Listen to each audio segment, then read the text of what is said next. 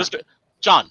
I thought Justin, I'm sorry. Justin. Yeah, why did I say John? I said Pleasure to meet you, Justin. Okay. Pleasure to meet you, Mike. So now that we're live, it's more like, hello, Justin. And hello, Mike. people. Hello, everyone. Oh, yeah. Hey. By the way, we're live. Hola, ¿qué pasa? Hola, ¿qué We tal? are live, but Pepper Potts still needs some love. Yeah, she's like all climbing on me right now. That's the kitty, man. It's, It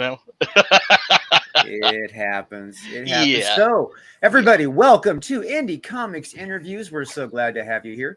We have Justin Dutton with his book Unstitched, and we have Michael Murphy with his book Deepwell.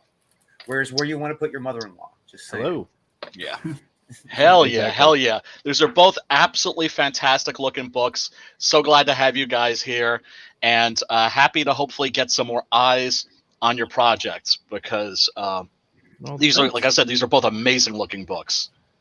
Thank you. Yeah, thank you, man. So the question is, who wants to go first? You know what? I think last time me and Mike went together, he went first, and if he wants to go first again, I mean, You guys have already done this together, huh? Are you trying to say age before beauty? Oh, you can always draw straws, or we could go by alphabetical order. It's all good. Then I still win, so I'll just go first. That would still make deep. Go for it, man. It's all good. You know I was joking, Mike, right? Yes, we know you're a ball breaker. We're gonna have some speaks.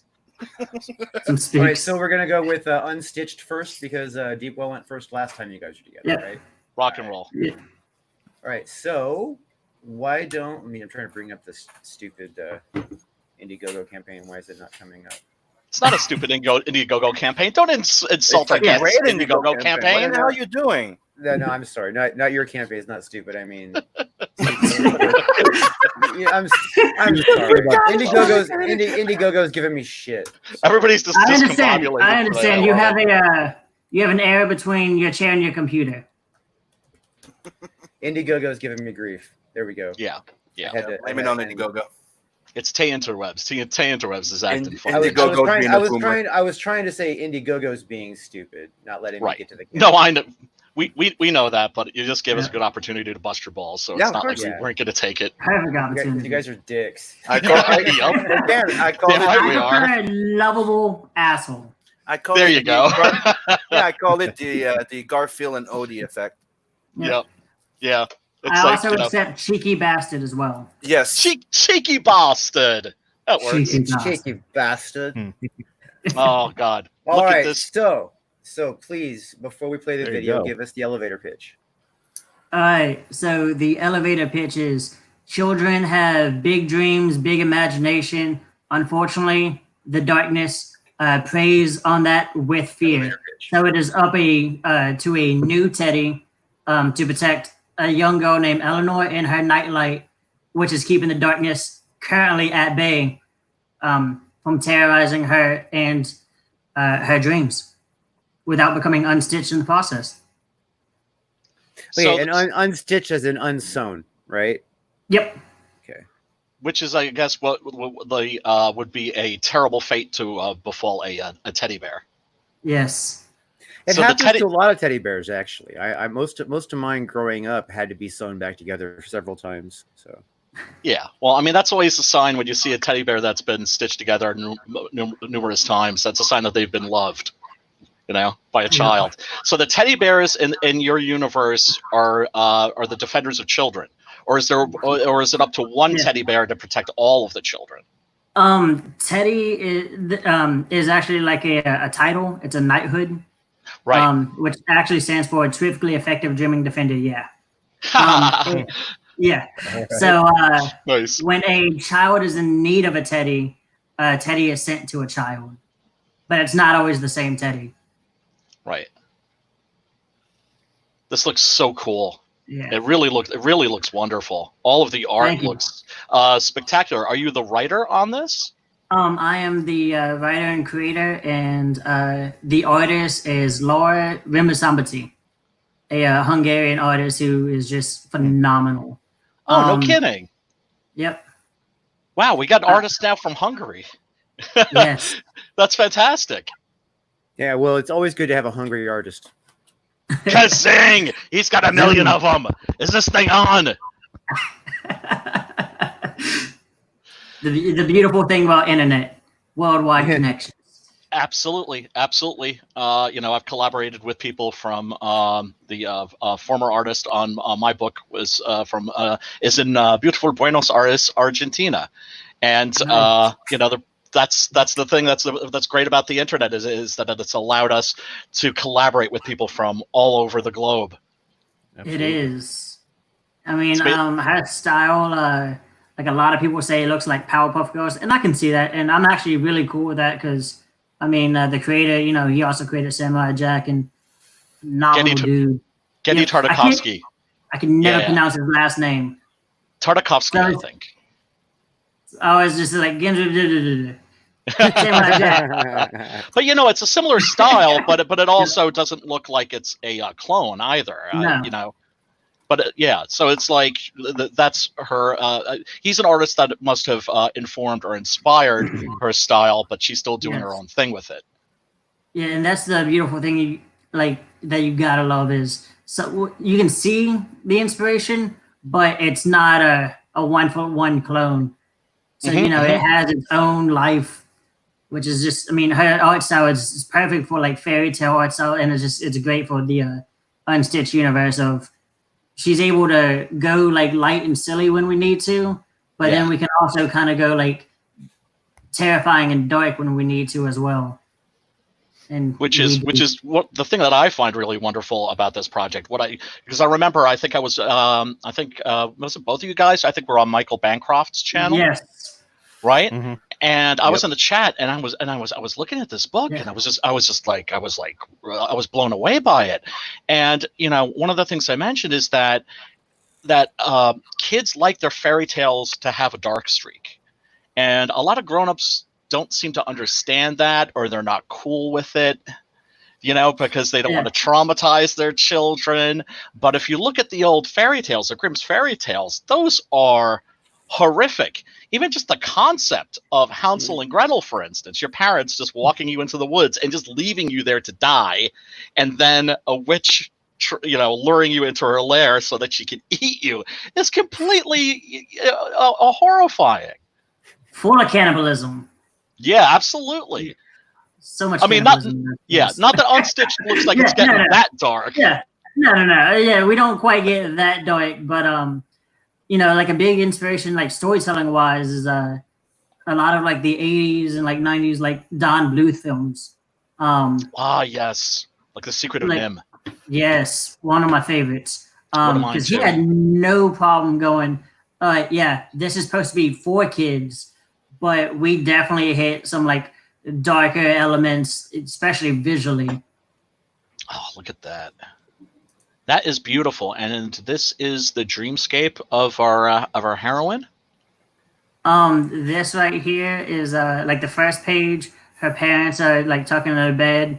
They have to leave because like the baby's crying in the other room, newborn baby. So she doesn't get her like bedtime story or whatever. And then as she's like falling asleep, she's not quite asleep. Then the darkness kind of like preys in on her. And, we can see it encroaching. Yes. And she just like cries out for help. She runs like, down the hallway to her parents. They kind of snuggle her, but the darkness is there. He's already engulfed and just waiting in her room for the next night. Ooh. And then we cut into the dream world where we see two wannabe teddies training for like their final to earn the title of being a teddy. So there's like a whole training program that they have to go through. Yes. And then you said it's like a knighthood. Exactly. Right. And you want to make sure that they're prepared. So Scruff, who is the instructor teddy, releases like a swarm of bed bugs that they're fighting and stuff. while at the same time, like, the Dream King, like, he's watching down on him, and like the Dream King's he's essentially like my version of the Sandman. Right. And he was the one who created the idea of like teddies, and he brings dreams to children, but he created teddies to make sure that those dreams are protected. Right, to keep them from turning into nightmares. Yep. And that last page that we looked at, is that a cover? Yes. Jason Brubaker variant cover. Wow. And like, it's phenomenal. Yeah, it is. Like in a week after he sent it, I started noticing like more things. Like, so you see the door in the background with like tiny bed bugs, and that's like right above Teddy's knife. Yeah. So there's bed bugs in the background, right where Eleanor's elbow is, and also where the knife is. You have two mics, which are actually they stand for Monster in the Closet, and they're like very like Tasmanian devil like creatures, and that's why kids' closets are always like messy. They spin in like cyclones and stuff. And they're essentially like the like bed bugs are like, they're the grunts. They're the easy kind of pushover grunts. Mics are a little bit harder, and then we have our boogeyman, and then top apex predator is the darkness, which you have like just swirling in this all around on this cover. And Jason Brubaker decided to do like red, and I mean, it just makes everything pop. Oh God, that's fantastic! Beautiful cover. Yeah, is that going to be the cover for this issue, or is it going to be a alternate? It's a alternate cover. Gotcha. You know what? If I was smart, and I'm sending it now. That way, Drew, you can have a better look. But I'm sending Laura's cover, which is the main cover. Okay. Which you kind of see right there. And I mean, her cover kind of like shows more or less the hierarchy of like, the darkness just swarming and using like his morphic shadows. They even sneak behind Eleanor and her Teddy. Then underneath him, you have our boogeyman, which is kind of like an anti-teddy bear.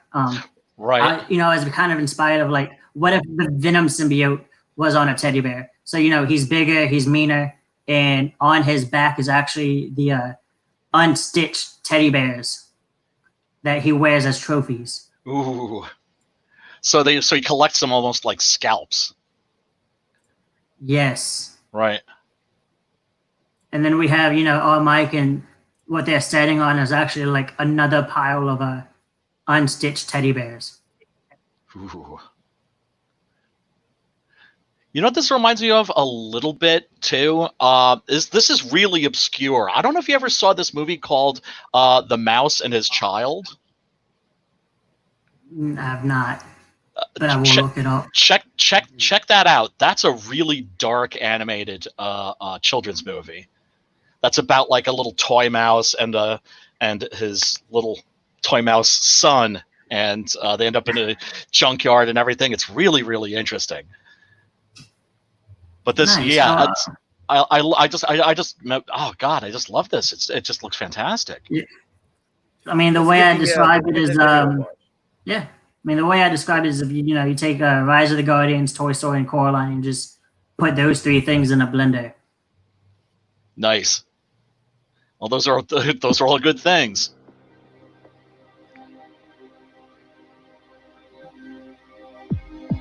Fear takes form in the darkness. The darkness feeds off screams. Fear is the enemy of childhood wonderment, built on hopes and dreams. So remember, in the terror of night, to protect the child, protect the light. Try not to become unstitched. Hi, I'm Dutton, writer and creator of Unstitched. It's a brand new story that was created by inspiration of my niece, my love of 80s, like dark, gritty Don Bluth films. And in fact, that's what Unstitched is. It is a dark fantasy, all ages story. It's a mix of Rise of the Guardians, Toy Story, and Coraline, all put together. I have a talented, wonderful artist named Laura Rimbasambati. She's even doing one of the covers. The other cover is a variant done by the highly talented Jason Brubaker. You know him from Remind, from Sithra, plenty of other things. Unstitched, part 1 of 2 is coming out soon. It's going to be 48 pages, with part 2 being 50-some pages later on. We got some cool tiers with the book, besides just getting 1 or 2 covers. You can either get this as a poster. This original art piece will also be for sale. And if you don't get the poster, this will also be the back cover as well. We have a mini print that's going to be on the higher tiers, like the 150 tier, which this is going to be a teddy bear based off the Boogeyman with the glow-in-the-dark eyes, limited to 10. You get both covers, this poster, and a mini print.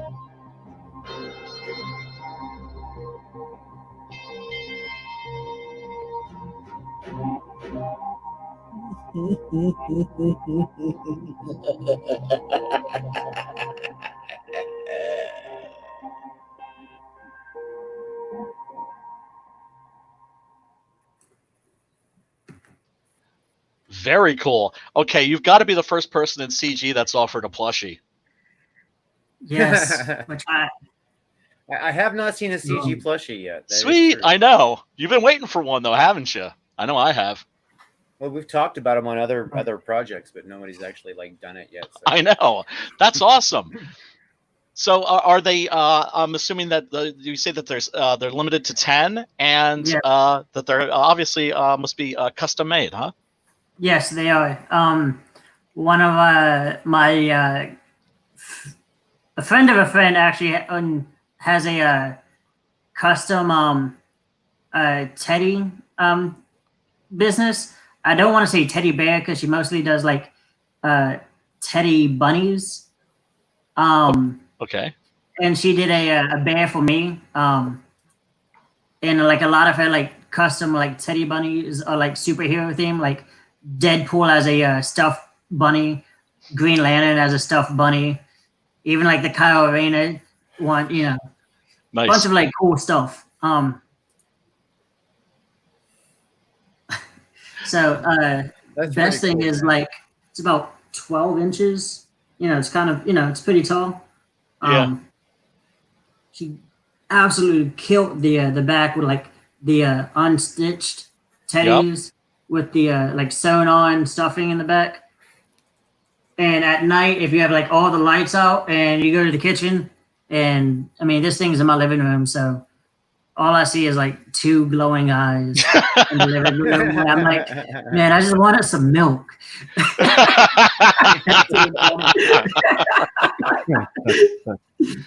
I mean, it's great that this is an all ages book. We need more all ages Yes. books, but I'm not so sure I'd want to put that in a little kid's room. That's funny. Yeah, so let's go over your tiers real fast. So you have the Dreamer tier, $55. What's included in that? All right, so for this, you get both covers of the book. Laura's cover, Jason's cover. You get the fold-out poster, and you get a mini print. Sweet. Nice. And then this one's just the poster. Yep. And then this is the Laura's cover. Yep. And the book you said is how many pages? 48? 48, and all the artwork is done. Nice. Excellent. Yep. And then, We are this just is finishing up the colors on the last 3 pages, which those are almost done as well. And this is the Jason Brubaker cover for also Yep. $25. Yep. And then in the retail bundle with buyback. Yes, I think this is actually one of my the coolest tiers, which actually helps kind of like separate me is so I'm offering 6 books, 3 of each cover, 6 mini prints that's gonna go like bag and board behind it. It's at a discounted price, plus I'm offering buyback. So there is all reward and no risk for a comic shop.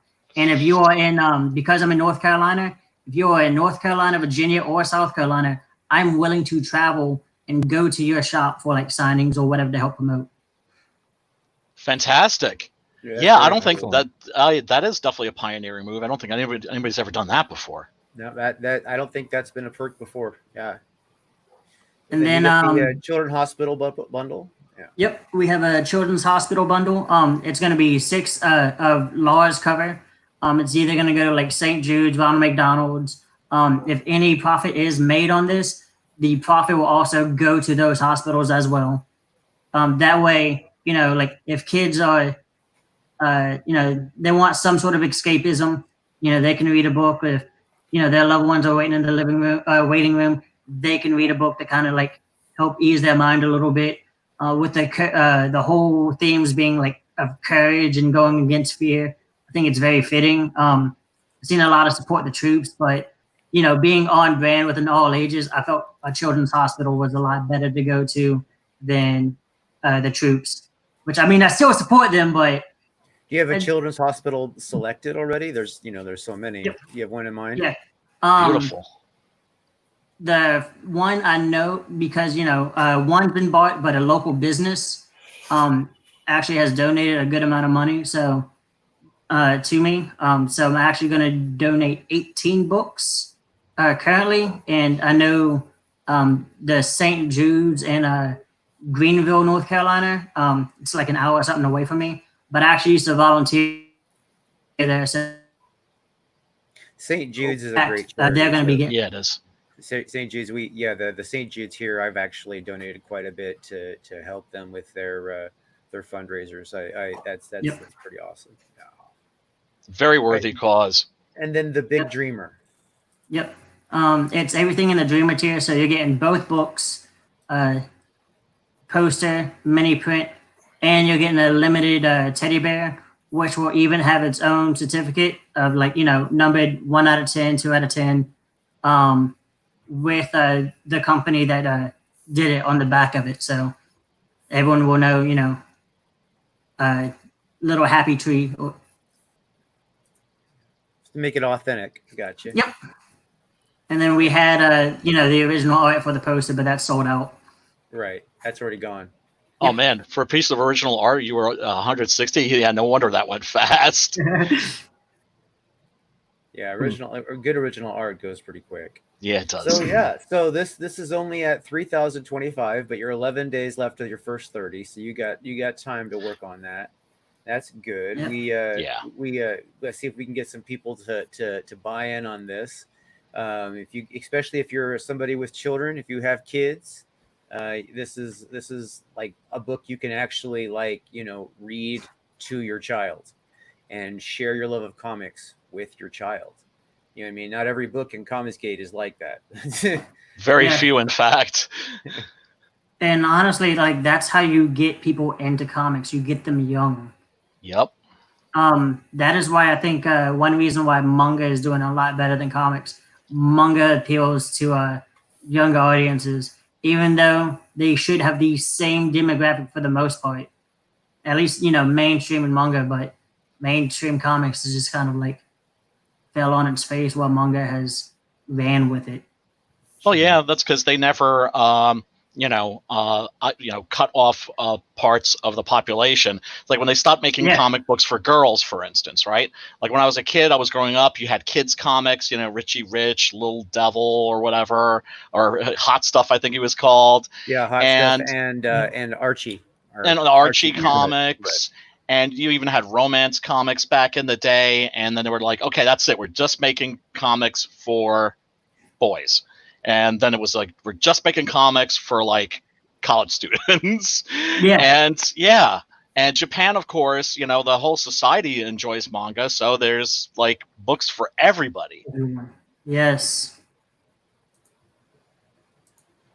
Yeah. Fantastic. And, the beautiful thing about Unstitched is, it's very much like I said, Don Bluth is a big inspiration, but I made it very appointed that I don't talk down to kids. So, you can give this to an 8-year-old, they'll enjoy. You can give this to a 28-year-old, they'll enjoy. That's another thing that we were talking about on Michael Bancroft's stream, was how so much children's entertainment talks down to children, and I find there's something kind of despicable about that. It angers me when I see it. And when I was a kid, whenever I encountered cartoons, especially the cartoons when I was growing up, were just the new ones, like the new Saturday morning cartoons, that sort of a thing, not the old ones. The new ones I often felt were very insulting. There was this attitude of, well, this is just for kids. It doesn't need to be good. And I want to strangle people when they have that attitude, because it's like, no, it's for kids. It needs to be even better. Yes. I mean, Gargoyles is like still one of my all-time favorite like TV shows. Just period. Oh, hell yeah. Greg Weisman is, he's a goat. Yes, absolutely. Yeah, or like the aforementioned The Secret of Nim, for instance. Yeah, I mean, that's the thing. Kids are a lot smarter than adults give them credit for being. And talk up to kids, not down with your art. Would anyone be interested in a 300-pound Kelsey Shannon body pillow? I just saw that in the chat, and that sounds kind of sexy to me, actually. I'm like, if it's 300 pounds, why not Cece? Oh, by the way, hail everybody in the chat. Hell. Yeah, hail. Hail chat. Yeah, definitely hail chat. Yes. Yeah, Free Range Human is saying, not to be rude or anything, but does this channel tend to interact with the chat's comments? Yeah, generally we do. It's just sometimes we get a little distracted. I had to bring up the Pepper Potts cam. Why are you? Aww. Oh, that's why. Aww. Oh, she is cashed out. Man, there's nothing more relaxed than a relaxed cat. Aww. Oh, she's rolling over for the belly rub. Aww. Pepper Potts cam. Aww. So Yeah, I mean, that's. I'm getting a big echo. Like, Yep. Yeah, you are. Yeah. It's worth it though. So that's great. You still got 30 days left in your campaign. I'm sure that you're going to make your goal, but we definitely need to give this book a push, because without question, it is worthy. And definitely, I'm gonna see if I've backed this yet. You see, folks, you gotta be careful about hitting that follow button, because very often, like, I'll think that I've backed a campaign when I actually haven't, because I keep getting updates because I hit the follow button. You know what? Sometimes I have the opposite thing where I'm like, did I back this? Let me back this, and then I check going, damn, I backed this twice now. I guess a friend's gonna enjoy a copy. Exactly. Exactly. Let me try to get them on some more stuff. Yep. Yes, I have not backed this yet, but when I get my next disbursement and I'm no longer a broke ass bitch, I am definitely all over this. Yeah, it's gonna be a while before I'm no longer a broke ass bitch. Yeah, I hear that, brother. Thank you. It is a nice hat. Let's go ahead. What were you saying? Oh no, it's Kino Subway. Kino Subway complimented my hat. Oh. Yep. So this I'm is gonna kick Pepper out of here. Bye, Pepper. Bye, Pepper Potts. Later. Bye, Pepper. The echo was messing with me. I got to figure out another way to bring her in without the echo. Yeah, if you could do that and just mute her channel. Yeah. If you mute her. Or just stick a microphone by her throat so you hear. Right. Yeah. That would be funny. It would totally do that too, because she purrs loud. She's got like a little squeaky purr on top of it. So it's like... All right, so let's change over to Mike Murphy and let him talk about Deepwell. Oh hell yeah! Happy to do so, man. Okay, so I usually elevator pitch Deepwell as what happened the day the Lone Ranger rode into Deadwood. The story focuses on a dark vigilante fighting to free the innocent townsfolk of Deepwell from the evil Block family, while at the same time getting revenge for a huge injustice from over 20 years ago that's tied to the very origins of the town. It's a book for readers who want a little grit mixed in with their optimism, and it's definitely for adults only, as it's filled with tons of mature content. That being said, there is a redeeming story at its core. We're just a little harsh about getting there. The book is drawn by Raphael Dantas, featuring full colors by me. The base perk comes in at $15, and like I always say with each of our campaigns, we'd love to have everyone listening come along for the ride. If you're into Tombstone, Deadwood, Unforgiven, The Wild Bunch, or Tarantino's Westerns, this is the book for you. Boing. Oh, hell yeah. Yeah, it immediately makes me think of High Plains Drifter, and also like some of the Italian horror westerns. I don't know if you've ever seen any of those, like Django the Bastard. Yeah, there's some Django in there, and also like if you want to get really obscure, there's some El Topo in there. I usually don't bring that up because everyone's like, what? Oh, by Alejandro. Who's Simon? Who's that guy again? Just some dude. Oh, he's muted. Yeah, just some dude. Yeah. Never heard of him. Dude. we're big. Mike was just saying that there's a El Topo is a bit of an influence on Deepwell, and we're like Simon and I were like huge Jodorowsky fans. Mm-hmm. Right. Oh yeah. When I had Simon on my show, it was basically an hour of us talking about Jodorowsky. Nice. Yeah, pretty much. Sorry, I'm muted because there was some noise with the kids cooking and stuff like that. No worries. Right.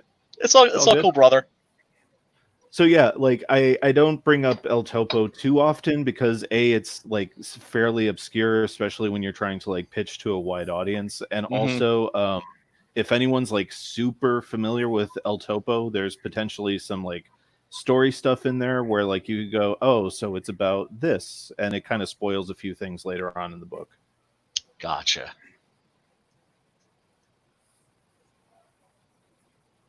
So you're holding off on those spoilers.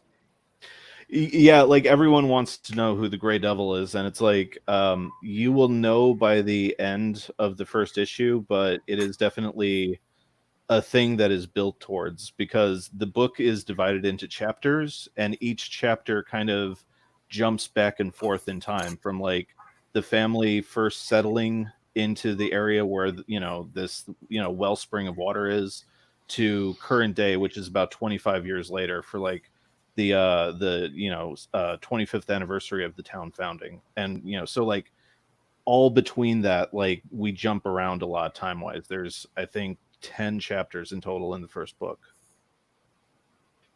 And how many pages is that going to be? 32. I mean, some of the chapters are just like 2 or 3 pages. Some of them are longer. Yeah. Gotcha. Yeah. The art's fantastic.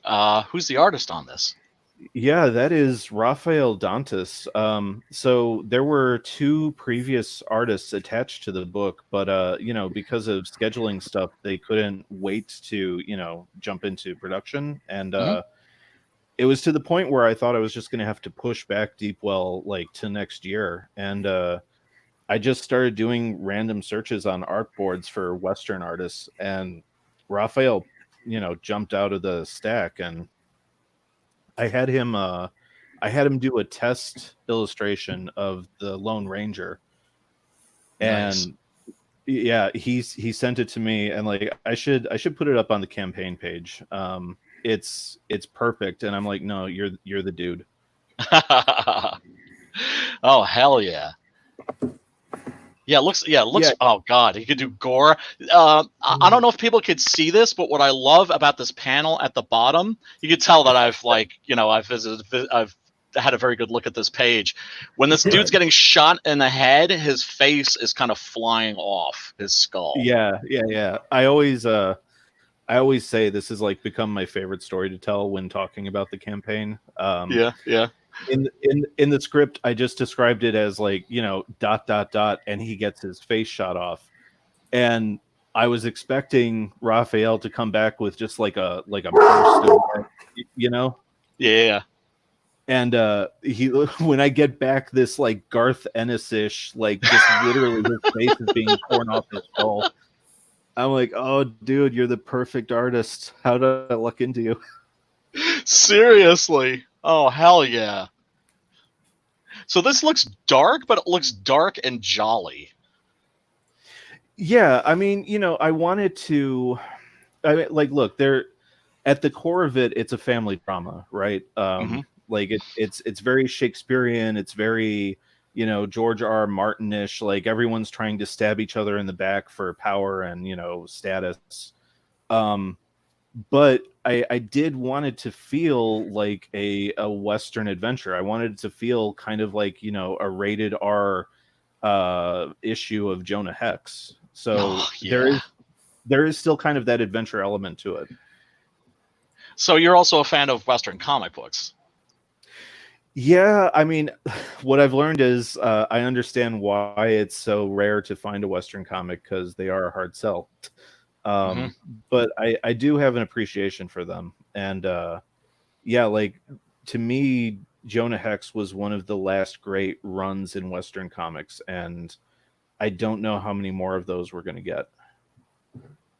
Well, I think it's one of those genres. It's out of fashion now. That doesn't mean that it's not going to be back in fashion someday. I hope so. Yeah, I hope so too. And it's great when we do get them, because it's a genre, although it's fallen out of favor both in film and comics. Every now and then we get one. Yeah, I mean look at Django, Unchained. Like, you know, when it was the last Western, beside, you know, till then that was a big hit in the box office nationwide.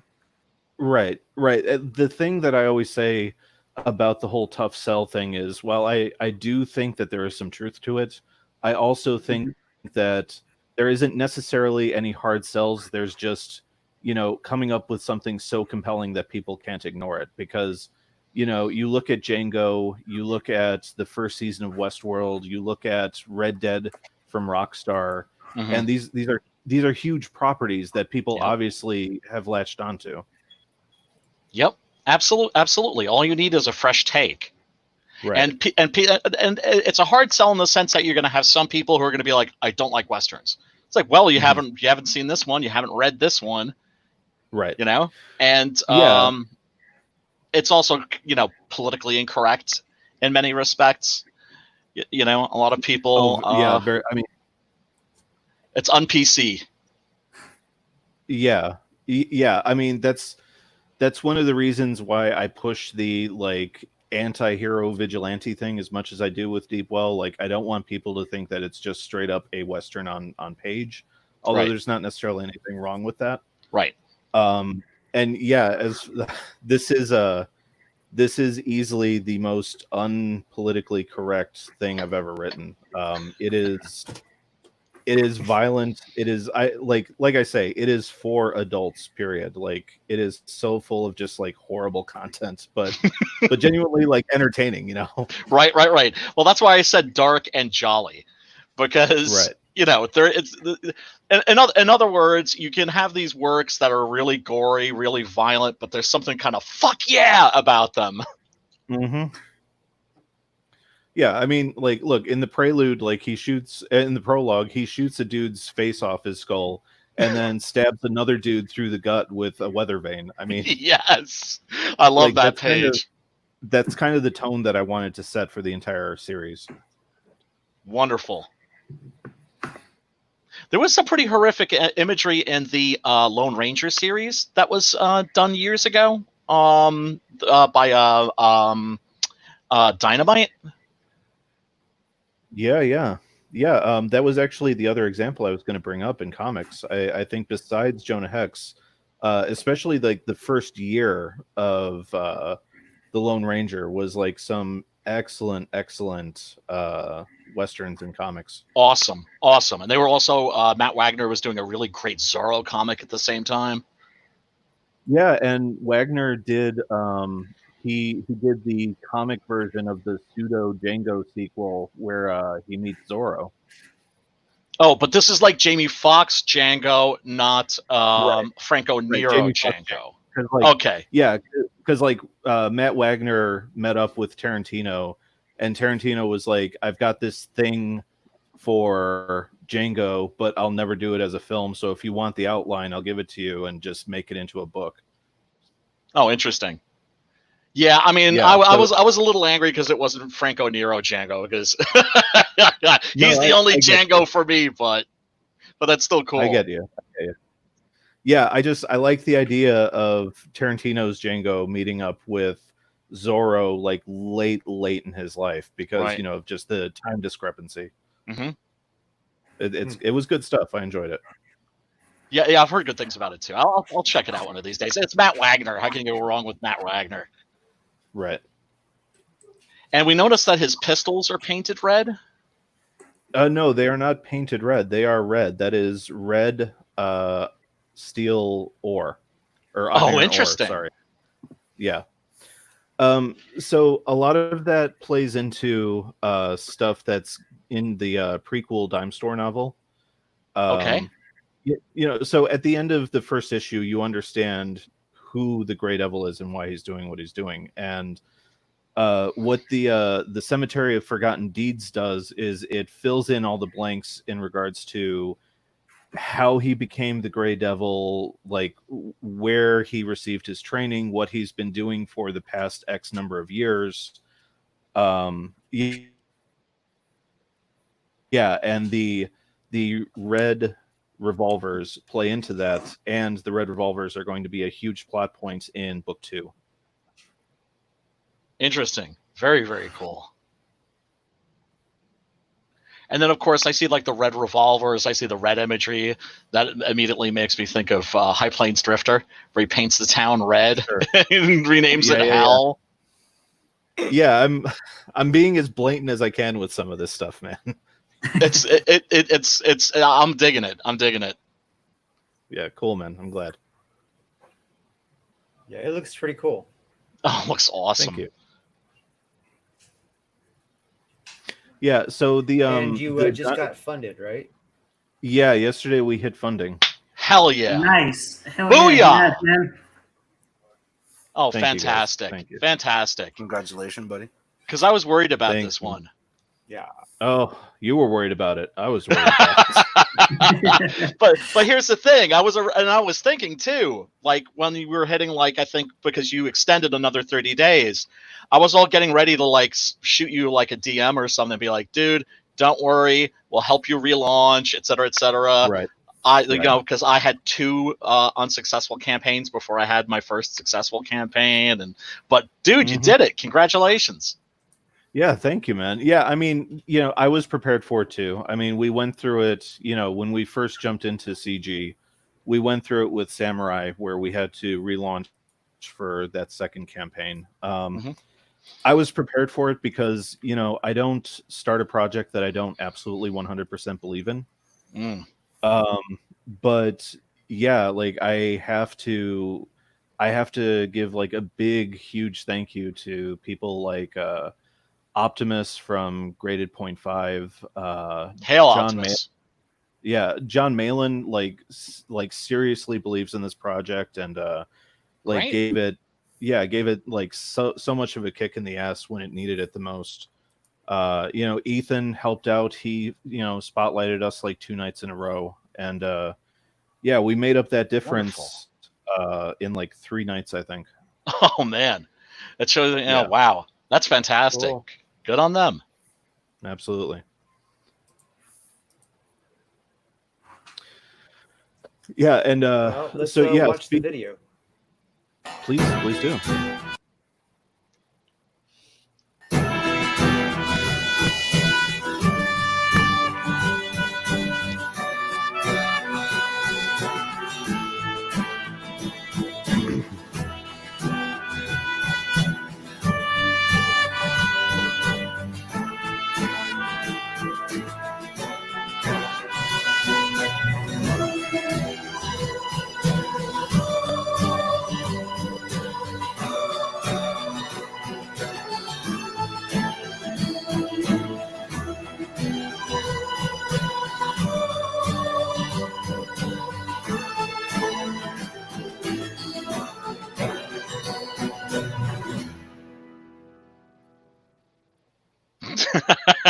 Yeah, boy.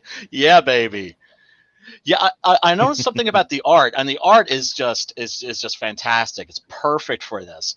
I noticed. Oh Sure. God, what are those called? The little tiny dots. Pointillism. Oh, what is it? Pointillism, something like that. It's called a color halftone. Color That's halftone. it. Yeah. So it gives it that old comic feel. That's wonderful. Yeah, that thanks. It gives you that yeah. No, go ahead. I was The gonna old say newsprint feel. the halftone gives it gives the impression of newsprint, because newsprint was 64 dots per inch. Right. You know what I mean? Right, So right. Yeah. It was nowhere near like what we get now. It's just 300 dots per inch. You know what I mean? Right, So right. Yeah, so it really has that effect. Yeah, I came up with that during the when I was like putting together the colors for the cover. I want each of our projects to feel as standalone and unique as possible. And with The Gods Fear Me, I wanted, since it's so rooted in cyberpunk, I wanted the pages to almost like drip neon. And I knew with Deepwell I wanted the exact opposite feel. And so putting together the cover, I worked from the background to the foreground, and by the time I got to the family standing within the cloak of the Gray Devil, they were kind of getting lost. And I came up with this idea of like, all right, like I started with putting a sepia tone layer over them, and then I color half-toned the sepia layer, and that just immediately made them pop. And I was like, okay, this is the look for the book. So the backgrounds are all color halftone, and the foreground is full color, and it makes everything stand out from each other. Yeah, it looks fantastic. Cool. It's a great effect. Thanks. Thank you. And I think it also has a little bit of that Old West feel to it when you do it that way. Not just the old comic feel, but I mean it just kind of has like because Old West is a lot of earth tones, a lot of browns, a lot of yellows, and a lot of oranges. You know what I mean? So it's yeah, and a lot of that is down to Raphael. I mean, when I was writing Deepwell, I saw it very Western, and when I say Western, I mean like American. And Raphael, being a European artist, the second he started drawing it, it immediately became a spaghetti Western. And so naturally, like heading into the coloring process, like it just, I was like, okay, so this is all going to be earth tones. There's going to be lots of oranges and browns and yellows. Yeah, I mean, God, it looks really, really cool. Thanks, and man. how many pages is the first issue? I mean, 32? I know you already said 32. Yeah, no, it's all good. Excellent. 32, and with books 2 of Deepwell and The Gods Fear Me next year, we're hoping that we can bump that up to 48 pages. Wonderful. Yeah.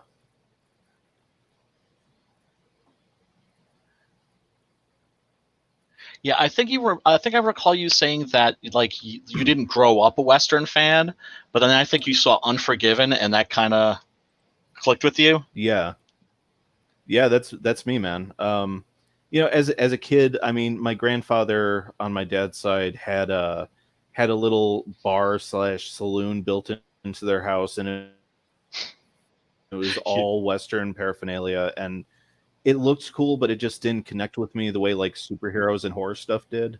Right. But yeah, like I don't know what it was. Like I saw Unforgiven at some point, like in my late teens, early 20s, and I was like, oh, okay, I get it now, and like I completely fell in love with Westerns. Awesome. Perfect gateway drug.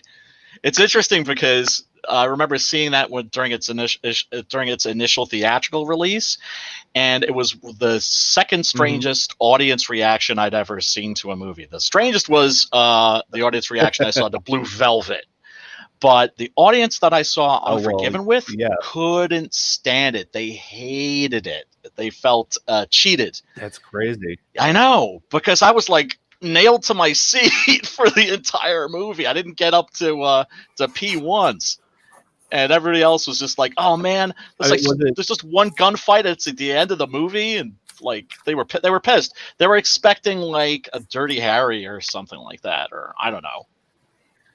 They're expecting a different Clint Eastwood. But it's like, right? I get that, but it's like, dude, it's the gunfight. I mean, yeah, with a line like, well, he shouldn't have decorated his bar with my friend. I'm like, oh damn. Yeah. Right. Yeah. That's a great scene, though, man. Oh, fantastic. And if you read the original screenplay to that, it was written by David Peoples, who wrote Blade Runner. Right. And Eastwood bought it. It was written, I think, like in like the late 70s. And he bought it and sat on it for like 20 plus years because he was thinking, oh, this will be perfect like when I'm that age. Sure. And like that's when I'll do that, Mr. Eastwood being somebody who plays the long game. And I've read that screenplay, and it's called The William Money Murders. And you read that, and you kind of understand the what the intention of that movie is in the first place, which is it's supposed to be the backstory, the true story behind a legendary gunfight. Except it's a legendary gunfight that never actually happened. Oh, okay. Yeah. Yeah, it's good stuff, man. And like from Brilliant. there I just kind of like spiraled, and like I started with the more modern stuff of the same era, like Quick and the Dead, Sam Raimi. But like another Gene Wilder movie. What? The Quick and the Dead? He's not in that, brother. Yes, he is. Gene Hackman. I mean, not Gene Wilder. Yes. Gene Hackman. Yeah. Yes. I'm sorry. Yeah, no. I was actually watched a Gene Wilder interview today. That's why he got stuck in my head. Okay, I thought maybe you were like getting it confused with Blazing Saddles, which would be interesting. No. That would have been interesting. No, but they're both those movies are Gene Hackman. Yes. Yeah, and what cracks me up is I just rewatched it about like 2 or 3 weeks ago, the 4K edition of it, because Selena had never seen it. Yeah. And it cracks me up because Hackman in that movie is basically playing the exact same character from Unforgiven. Yeah, pretty much. Yeah, Little Bill. Yeah, like he's Little Bill without the badge. Like exact same characterization, exact same demeanor, exact same approach to like lording over this town full of people. Yep. And it works in both cases. It's like you're not complaining. It works beautifully. Tombstone, of course. I'm assuming you've seen that. I've watched that about 500 times. Yeah. I saw it maybe about 1.5 years ago. Again, like there's some of these things that like I'm still catching Selena up on. So I sat down and watched that with her about 1.5 years ago. Tombstone's always got an interesting story behind it. Like I don't know if you guys are familiar with when Tombstone was being made. When it first started being made, there was a big uproar between the people that were making it together, the writer and the producer.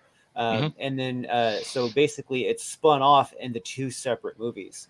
Yeah. And one of them is Wild Earp with Kevin Costner, and the other one is Tombstone with Wild Earp being Kurt Russell.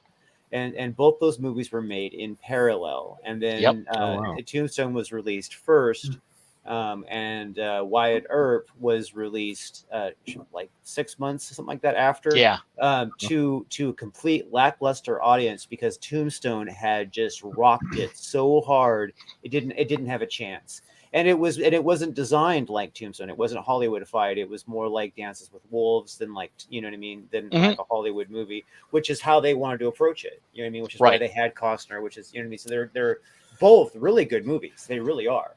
They are. They're very different from each other. Yeah. And Wyatt Earp is actually more historically accurate, and I know like there's some Old West scholars who go off of all the inaccuracies that are in Tombstone. But if you compare Tombstone to like all the other movies about the gunfight at the OK Corral, not My Little Chickadee, My Darling Clementine, for instance. Henry Fonda. Yeah. And I think it was not Van Heflin. Victor Mature as Doc Holliday. Yeah, it's Tombstone's still pretty accurate. Sticks to the facts for the most part. Yeah. Well, I mean, they're different movies entirely. Very. I mean, The tone. Yeah, and I mean, and then it is one of my Tombstone, favorite Western ever. Tombstone actually cut some corners, like actually eliminated some actual people. You know what I mean? And gave some elements of some people's lives to others, and and that kind of stuff. Whereas Wyatt Earp actually like tried to like stick to all that crap. However, you know, the Tombstone again had a lot of Hollywoodized creative license to it. I mean, and it's the better movie. Yeah. I would say overall it's the better movie. Yeah. Is it that whole? It's more entertaining, but if it depends on if you're like a hardcore Western dude, you'd probably still like the Wyatt Earp one better because it's a little bit more gritty. You know what I mean? But I'm a hardcore Western dude, and myself and all the hardcore Western dudes I know prefer Tombstone. Wyatt Earp is just lacking oomph. It's not memorable. Well, I would say that that you know there's a lot of factors involved with that. I mean, first of all, it's not trying to have a story of oomph. I mean, it's actually trying to humanize the character versus immortalize him. Right? Yeah, the legend. Right. So it was more about the man versus the legend, whereas Tombstone's more about the legend. I mean, look at the way they do Doc Holliday. You know what I mean? Compare the Doc Hollidays. You know what I mean? Oh my goodness. Dennis Quaid as Doc Holliday is more, you know, very Southern and very, very, very sick. You know what I mean? And then this in the Val Kilmer version, he's only like sick during a few moments. Yeah, you know what I mean? but that's still the most iconic performance of not just Kilmer's career, but you know, the best, in my opinion, the best Doc Holliday ever. And that's saying something. That's a character that's been portrayed by some great actors. Yeah. Doc Holliday is an interesting character. He really is. From what I understand, from the people who like hardcore study Doc Holliday, nobody's got him right yet. Nobody's got him right yet. In fact, the person that was talking about the two movies, talking about Doc Holliday, he's actually talking about a lot of other movies and comparing them.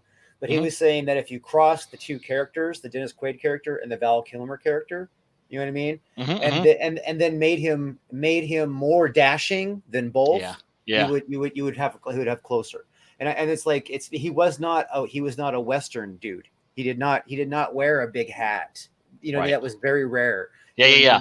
He just moved there because he had tuberculosis, and his doctors told him, you move to a high, dry climate, you might live like another 5-10 years. And he actually ended up living like another 15, I think. And apparently he had a fetish about messing with his hair. So like he was constantly fixing his hair and fixing his mustache, apparently constantly.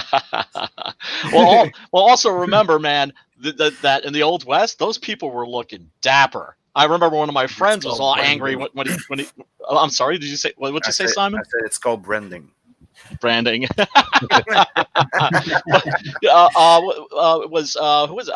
Oscar Wilde, of course, traveled through the Old West and said he was expecting to see everybody like dressed in buckskins, and he said I couldn't believe it. I walked down the streets of Dodge, and like people were wearing like the latest Paris fashions. But everybody was. Well, that's because in reality, let's be real. It's like, where did the clothes that they got come from? They came from catalogs that were done at the stores. You know what I mean? Yep. The dry goods stores. Yep. So you know, they didn't carry it wasn't like a department store or even a store where you can go and have a dress made. You would have to order what was in the catalogs, and the catalogs will always be, you know, the latest fashions and always that kind of crap. So you know what I mean? Same thing with men's clothes. You could, again, there were suit makers, but the suit makers were usually making the suit you were buried in. The suit makers were also the suit makers. Yeah. Right. The coffin makers, sorry. Right. Right. And then, of course, the firearms weren't as accurate as people, or as they're often depicted. Not until the Colt came out. The Colt It's an accurate gun. I've shot it. Holy fuck, it's accurate. Oh God, I want to get my pistol permit just to buy one, because I know they make these beautiful replicas. But then again, in New York, it's very difficult to. It's more difficult than it is in other states to get a pistol permit. One of these days, though. Yeah, Yeah, See, and then, see, I got mine. That's nice. I can imagine you walking down New York going. Honest to God, if I'm buying more guns, it's gonna be a Colt Peacemaker and a Winchester. Gotta have me a Winnie. I have been watching for an original Colt Peacemaker. You know what I mean? I believe, was it 1885? Is that the year? Yeah, I believe so. Mm-hmm. Yeah. I've been watching, and I would spend $1,000 on it. I would. You know what I mean? And it's seriously, here's the thing: $12 when they were made. I know. It was $12 gun. I know. You know what I mean? Which was a lot of money back then. You know what I mean? Absolutely. But you think about that, the inflation. You know what I mean? It's like you can, a Peacemaker, an original Peacemaker, not a replica, not a remake. Right. You know what I mean? 1880s, early 1890s. Yeah, but at that point, it has nothing to do with inflation. It has to do with collectability. Yes, this is true. Yeah. Right. Yes, and collectability is all about scarcity. Yeah. Oh God, there's one guy I knew who had an original Henry rifle. Which predated the Winchester. Where you there's a little piece of the barrel that you move and you just drop the bullets down. Yeah, I don't think the Colt Peacemaker is as rare as it is as treasured. Like it's hard to find somebody to part with one. Well, it's a piece of American mythology. It's like you look at, it's like every land has a myth, right? It's also considered to still be one of the most accurate accurate revolvers ever made. Yeah, and the early ones too. Like the later Peacemakers aren't even as accurate as the ones from the late 1800s. So. Yeah, and there were single action. So right. Well, actually, single action army was the most common Colt. Yeah. Da-da-da. Yeah, this is just a replica. Well, no, I'm not going to do my pistol my pistol twirling trick. I have gotten better though. I need a new holster though.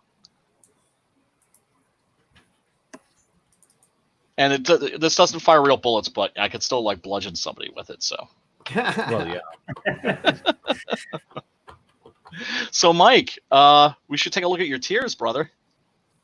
Yeah, sure. Happy to, man. So the swag bag is... Yeah, so the featured perk is the swag bag. We run it with every one of our campaigns. You'll be getting a copy of Deepwell. You'll be getting a copy of the Cemetery of Forgotten Deeds, the prequel Dime Store novel. And you're also going to be getting a map of Deepwell, hand-drawn by Raphael. A set of 7 character design trading cards. And the big two are you're going to be getting a print of Myra Block. She's the eldest sibling, done by Vinny Tartamella. Hail, Vinny! You're going to be Hail, Vinny, and you're going to be getting a print of the Grey Devil himself by John Malin. Nice. Excellent. Wonderful. Oh, I just want to say real quick, hail everybody in the chat. What's up, Rot10? What's up, Maxworks? What's up, Kino Subway, Slipstick, Matthew Lemons? And I agree with Chris there that Blazing Saddle is a masterpiece. Blazing Saddles was without a doubt. Without a doubt. And one of those movies that could never be made today. No way in hell.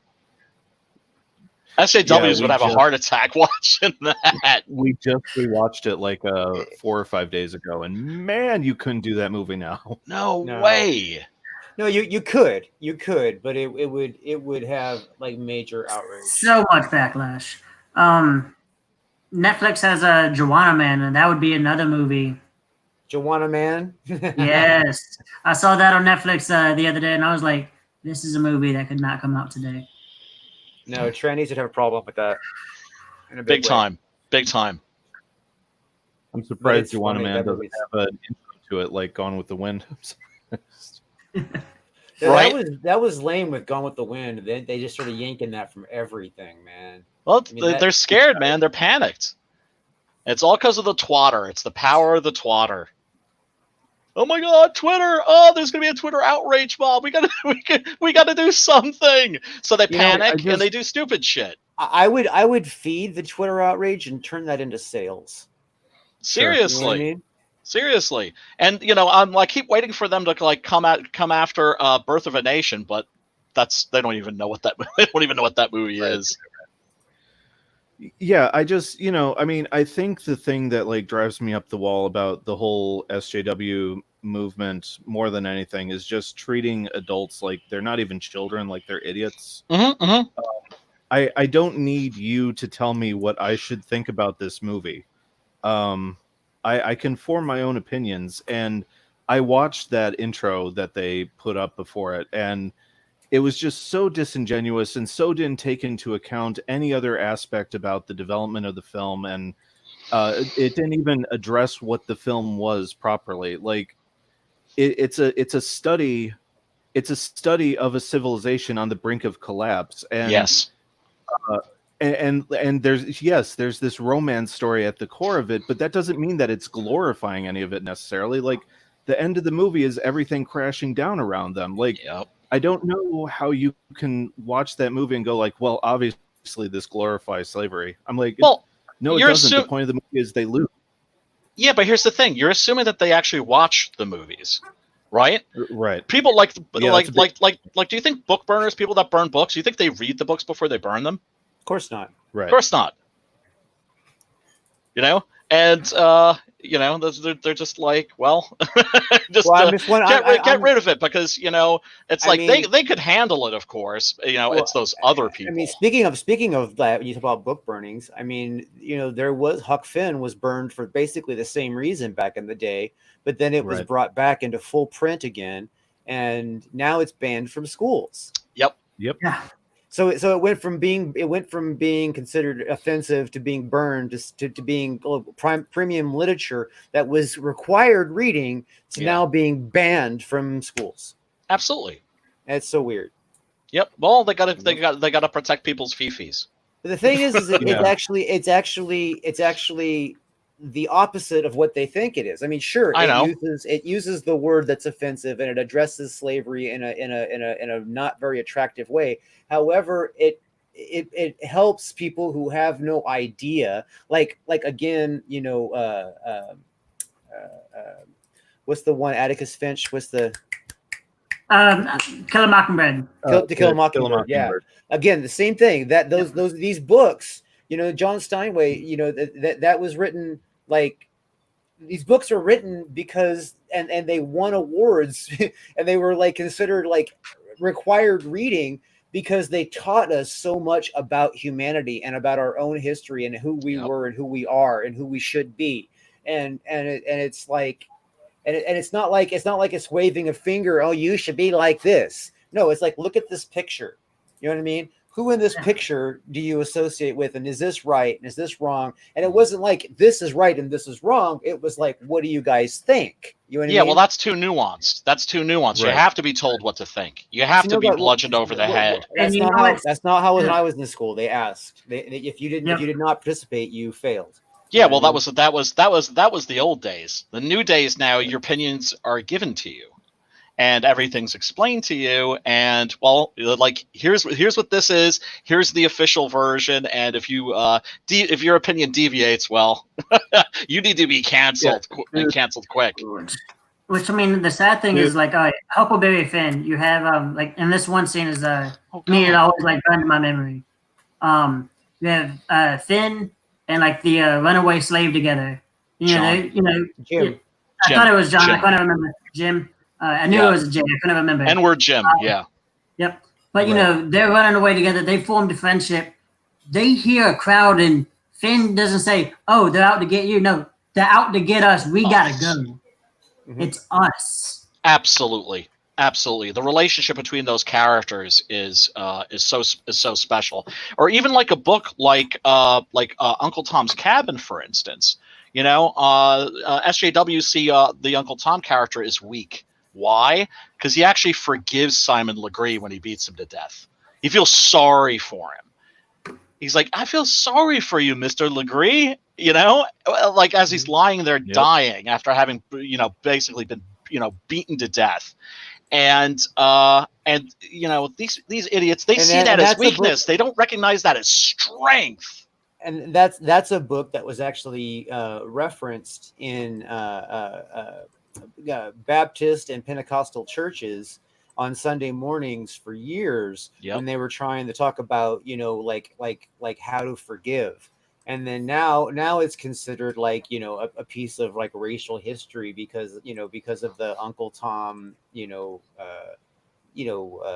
the use of that phrase being how it's all considered negative now instead of totally misunderstood. Instead of it being a phrase that means something, it's got to be something bad. It doesn't. Exactly. It's like it's like at what point are they going to say, well, we can't say devil anymore because the devil's bad? You know what I mean? Right. It's just it's I mean I know I took that a little bit to an absurd extreme, but right. We know what you're saying though. Yeah. I mean, can't it's believe like you actually using the word devil. Or satanic. Oh my god. Oh my god, he used the word. He used the D word. He used it. Yeah, exactly. Right. Yeah, you're all this stuff is what kind of terrifies me about when. No, go ahead. No, I was gonna say that like Drew is like discriminating against demons.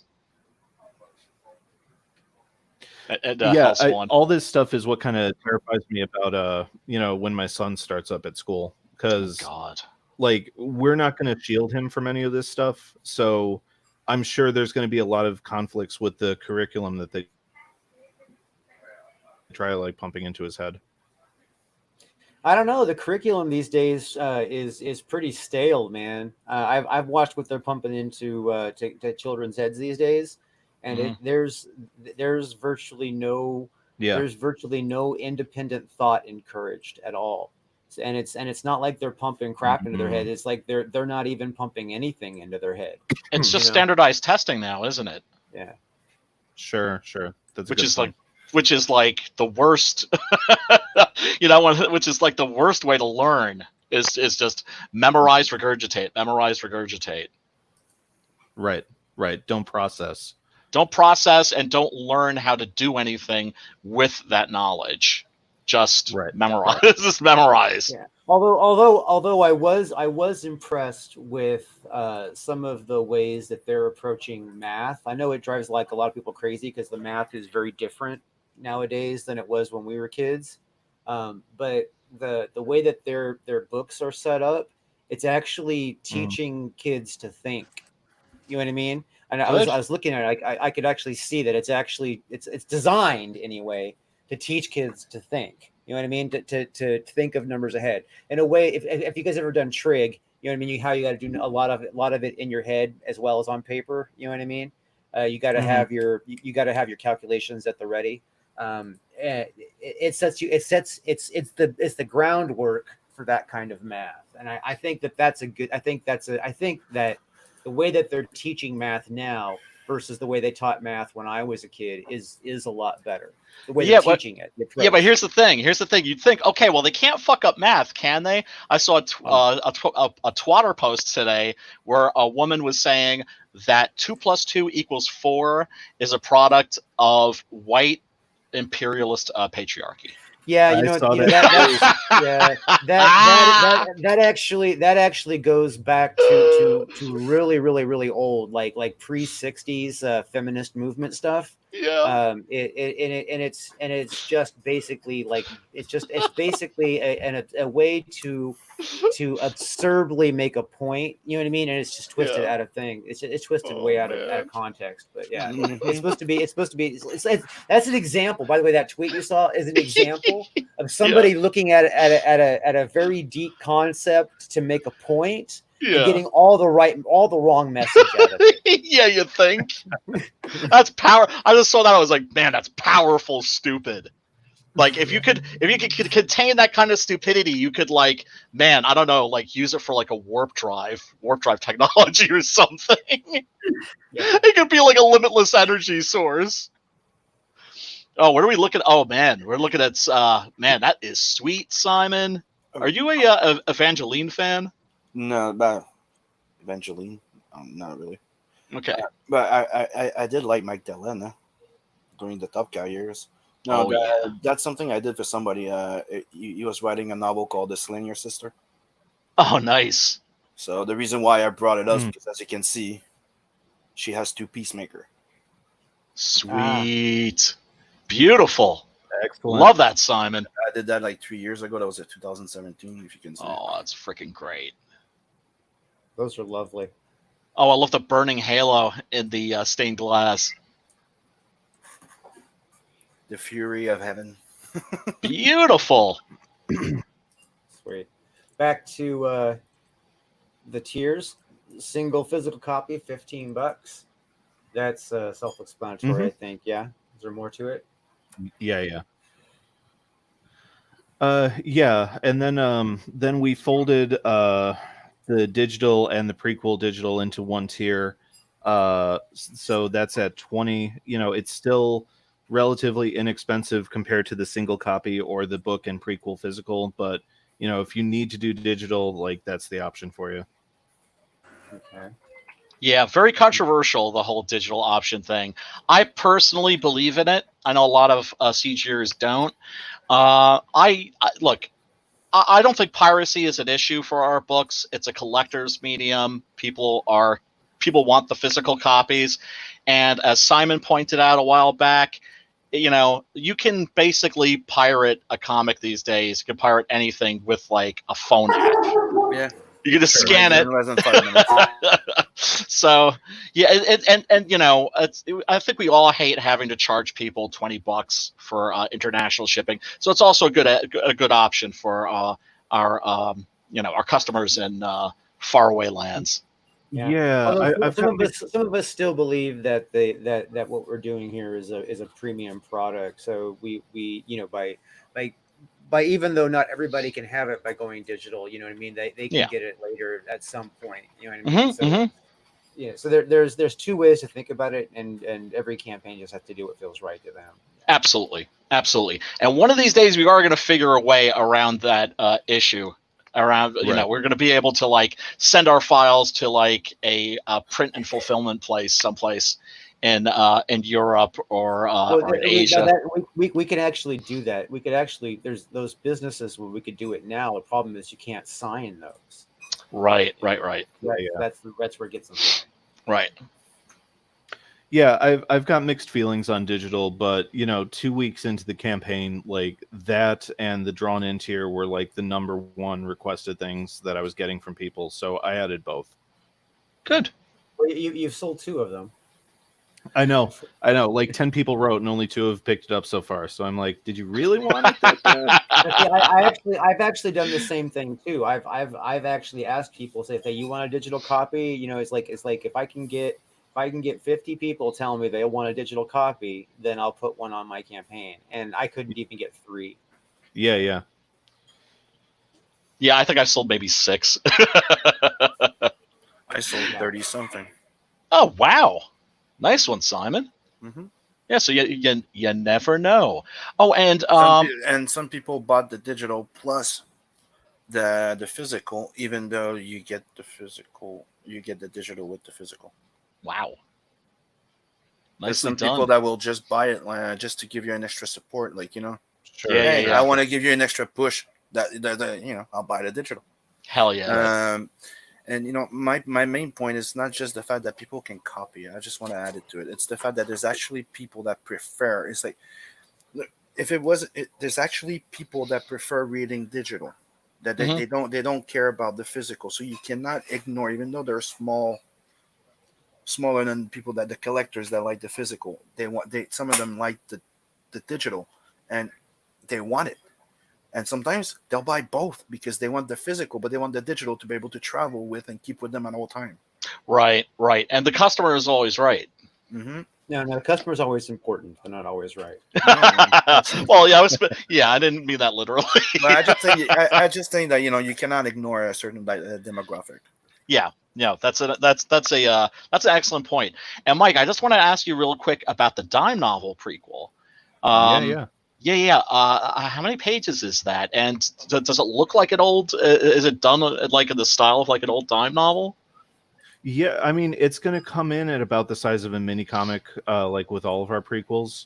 It's going to be about 22 to 24 pages, maybe 28 or 30 at the most. Okay. I have to see like what the font size breaks down to when dropping it onto like a formatted page and all that. But yeah, like I'm going to try my best to replicate the look of it as much as I can.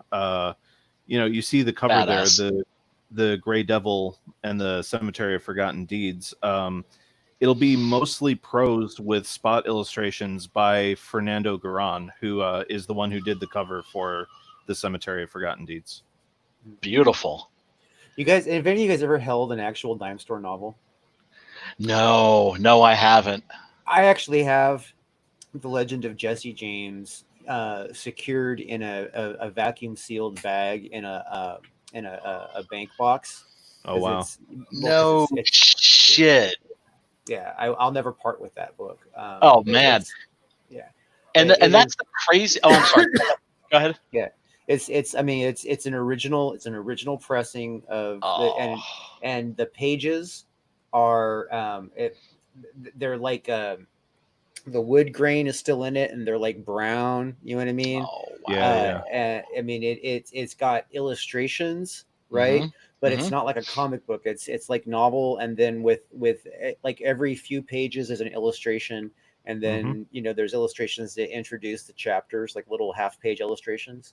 Yeah. And then the cover has a hand-drawn illustration. You know what I mean? Yeah. And then the back has a little like summary and another little picture at the bottom. You know what I mean? Yeah. I've read reprints. I've read, and replicas and that sort of a thing, but never the original. I'd be afraid to even touch one of those. But the thing that's so crazy about the dime novels is that, like when you start doing research into the Old West, the first thing you realize is that you're not dealing with regular history. You're dealing with like mythology. You're dealing with a legend. Well, the dime novels are mythology. Exactly. Yeah. And the thing that's crazy is that so many of these people like Billy the Kid, people like Wyatt Earp and Doc Holliday, these are people that were being mythologized in their own lifetimes. Right. Right. So, and that's one of the things that makes finding out like the truth so difficult. It's so makes it so nebulous. I would totally sell both my classic cars and my Harley before I sold that. I hear that, brother. And the thing is that would actually be hard to sell because it would cost me probably maybe like $10,000 in authentication, lawyers, and paperwork before I could sell it.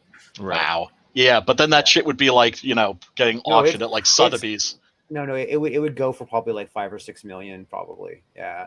No, really? No, yeah, probably because there's so few of them that are in that kind of condition. Yes. Oh my God, we could party with that money, Drew. We could party with that. We could party with that money. We could have a really good weekend. We could have a CG con where there's like strippers. Or that could be something that I hand down to, like when I ever have a child, it could be the one thing that I have that's worth inheriting. You know what I mean? Right. It came to me from a family member, right? It was my okay. Yeah. Oh, wow. Yeah, that's tough. That's tough. Oh, well, we can just dream about all the cocaine and the strippers. Well, and the guns.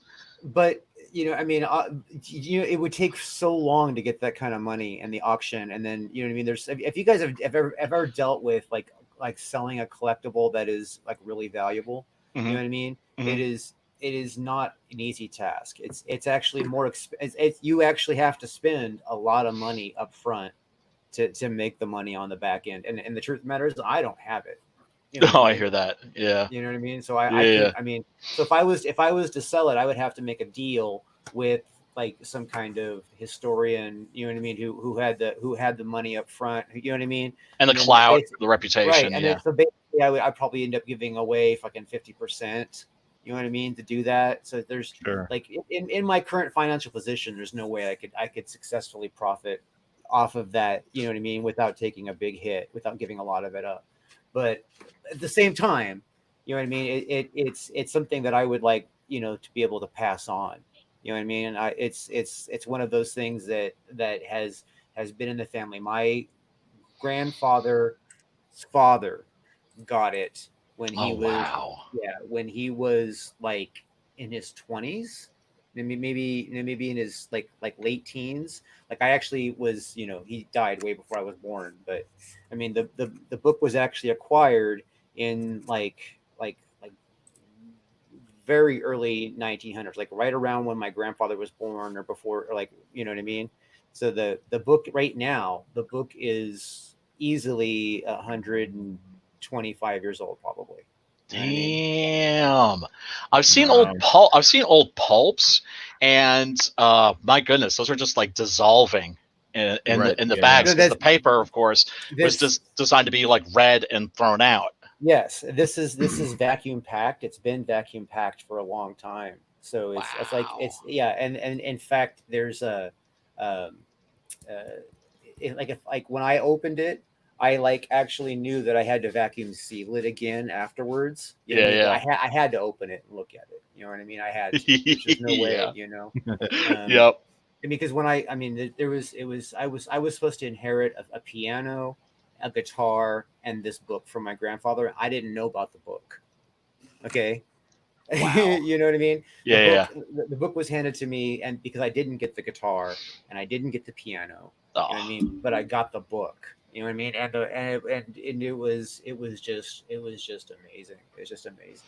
But again, it's sitting in a safety deposit box, and you know, if I was to ever like, you know, sell it, I probably would have to give some of the money to my sister or some of the money to my mother, you know what I mean, all that kind of yeah. stuff. Even though it would all be mine, you know, I would still probably have to, like, you know, especially if it went on auction for, you know, 5 million and that kind of stuff, you know what I mean, it would just be Right. like, you know, it'd be just, you know, and then I think about it, it's like, okay, yeah, $5 million could do a lot, you know what I mean, it could do a whole lot, but it's like it's like I could sit on it, and like maybe when I'm 60, that what I could get 5 million now could probably be 10 million then.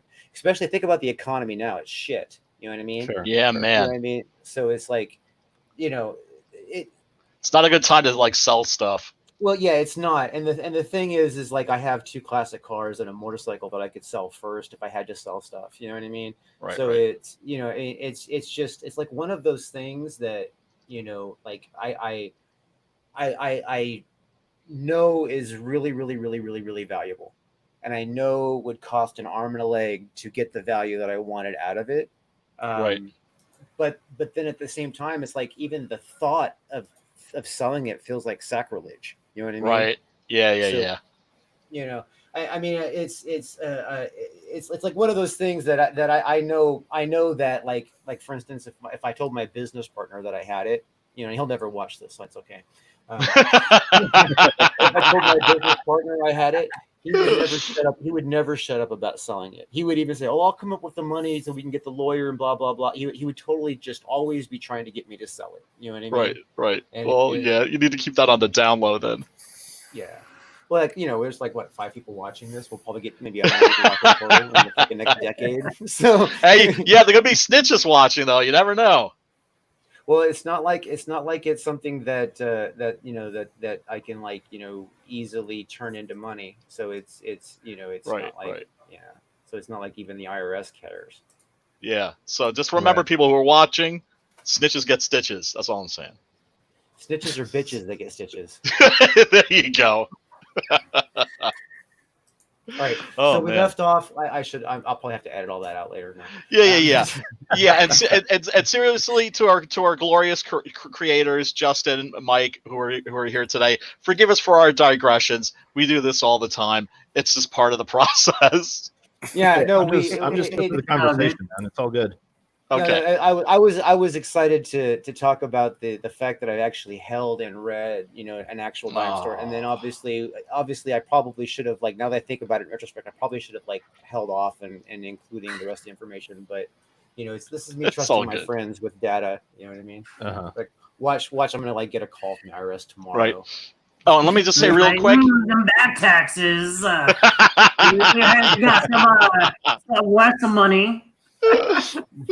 and I just want to say to Free Range Human, who is hopefully still in the chats, he says, so I meant nothing mean or negative by it, just due to the channel, because he was asking, if this is like an interactive show. Yeah, brother, don't worry about it, man. We're all good, and we're grateful for everybody who tunes in, and feel free to hassle us or break our balls. I think he's passed out, because when we started this, it was he's in the UK, so it's like. Wow. It's like 2 in the morning there, so. Oh, and I was talking about how he was drinking hard. Hey, Zaid, what's up, Zaid? Comics. What's up, Phil Pops? Hey, Phil. Everybody go check out the Lost Pages, which is killing it.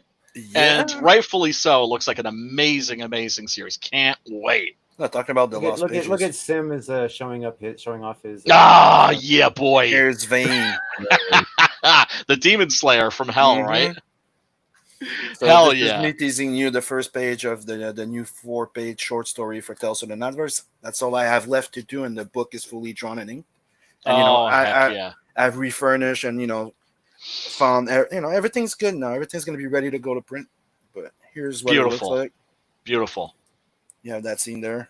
A lot of dust. That's awesome, man.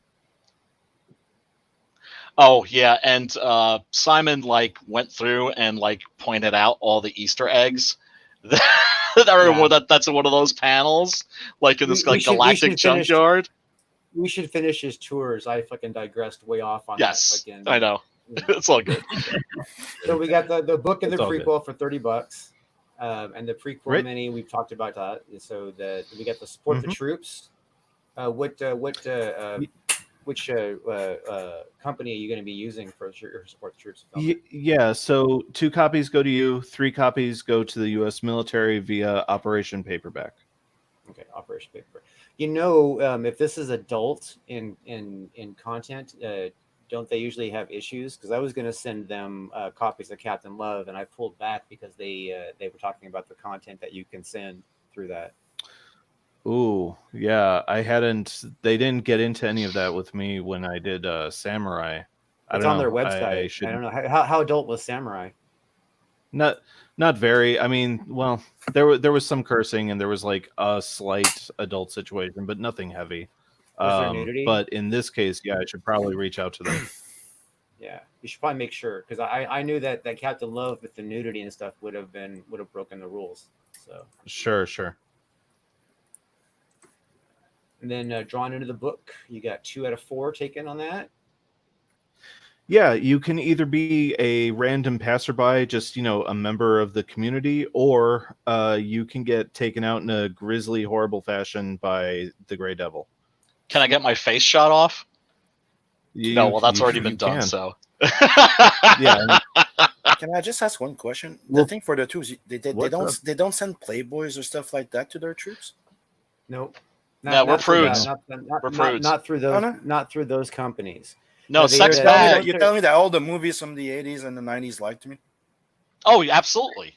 Look, we're Americans, Simon. We're Americans. Sex bad, violence good. Yeah, I know. On the other side, it's the other way around. It's they frown about violence, but sex everywhere.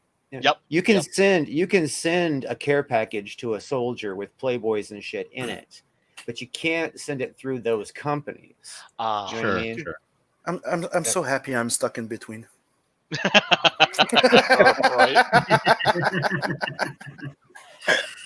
But that's a cool program. Violence and I like some nudity. Come on. Oh yeah, no, I like it all. I grew up with very permissive European parents that let me watch everything on late night cable, and we're the first family in the neighborhood to have cable. So yeah, got to see a lot of TNA, and also it's the reason why I'm such a potty mouth is because they showed a lot of Richard Pryor and George Carlin. Can't believe you still have two drawn into the deep well, Arlo? Yeah. 2 of them are still up for grabs. Fantastic. And That's Drogas great. Blanco. So the white Yeah. drug special. Yeah, the white drug. See, Drogas Blanco. Oh, that's Yeah. fantastic. Yeah, what's the Drogas Blanco special? Do we get white drugs with our comics? I can neither confirm nor deny. Okay. It's laced in Yeah, we we introduced this tier back with the Gods Fear Me. That version was called the Schemes and Scams special. Nice. And so yeah, like for basically, for $872, this is the ultimate way to support Chibi Comics, to support the book. You're going to be getting everything from the swag bag, but you're also going to be getting a proof copy of Deepwell, an original 11x17 piece of art by me and Selena Hernandez, my wife and co-publisher of Chibi Comics. And the big one is you're going to be getting the final page of Deepwell delivered directly to you by Raphael. And I say that's a big deal because he works digital only, but I convinced him to do this by hand. Hell yeah. Wonderful. But no cocainum. No. He will not that's confirm. He will not know. confirm nor deny what Yes. the artist uses for motivation. Exactly. Nice. Oh, hell yeah. So there's one other thing I want to feature here real quick. Let's see.